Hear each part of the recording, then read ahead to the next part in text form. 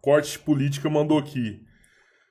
Paulo, você chamou o Fábio Osterman de comunista porque ele era candidato. E olha que ele não usou fundão. Agora você acha que você estava errado? Acha que vai se arrepender de criticar o Kim? Foram duas perguntas. Não, eu não vou me arrepender de criticar o Kim, porque ele merece ser criticado, objetivamente.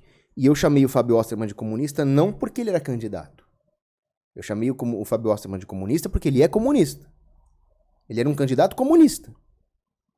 Mesmo porque mesmo naquela época, eu mudei até de posição, no sentido de que naquela época eu achava que a melhor estratégia era não se candidatar, não entrar na política. Uhum. E eu repensei essa minha posição.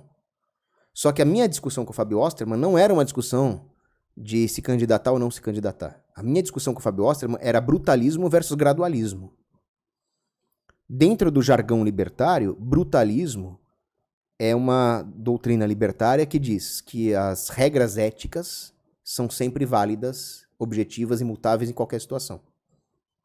Enquanto que o gradualismo diz que você pode relativizar a ética em determinadas situações. Como eu sou um absolutista moral, então eu sou um libertário brutalista. O nome é meio feio, mas é isso.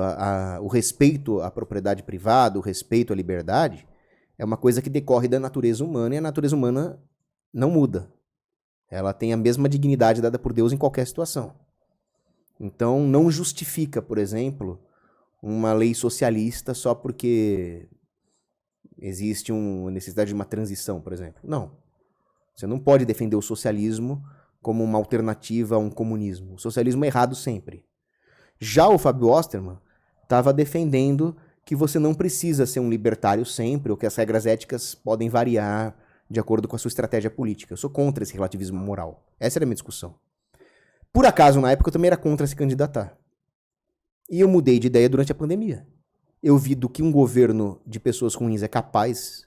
Eu vi que as liberdades podem acabar em questão de 2 semanas. E que, em algum momento, você vai ter que ter pessoas dentro da política para controlar o dragão por dentro, para segurar a boca do dragão dentro da boca do dragão. Esse não é a solução para a sociedade. Entrar na política é uma solução temporária, paliativa, para dar tempo da sociedade se reorganizar. É aquela coisa, é o Oscar Schindler virando um comandante de campo de concentração para poder salvar o máximo de judeu possível. Uhum. É a infiltração em território inimigo mesmo. Mas eu mudei de estratégia, eu percebi que era necessário, sim, usar o sistema contra o sistema. Que o purismo libertário é um trabalho de longo prazo que não daria conta de sustentar a liberdade, já que o Estado é capaz de destruir as liberdades no curto prazo. Eu realmente mudei de ideia quanto a isso.